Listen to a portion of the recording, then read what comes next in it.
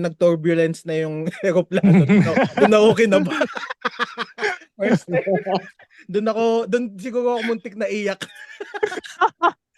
Sa mga hindi nakakapakinig, yung mga hindi pa nakasakay ng eroplano, yun yung isang phenomena na hindi mo ipaliwanag din yung turbulence na yun, kung bakit nagkakaroon ng turbulence. Yung wind dynamics yata, hindi rin namin alam masyado. Pero nakakatakot talaga yun, ibabaliktad nun yung sikmura mo, parang magka-crash yung eroplano.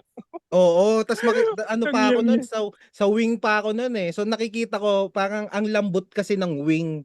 Eh di ba parang pure steel 'yon. Eh pag lumakas yung hangin, parang siyang nagpa-flap. Oo, parang nagpa-flap siya. Ay putik, baka matanggal to, sabi ko. Puta, napaka-inosenteng probinsyano eh, no? Makikinig kami, hudas, makikinig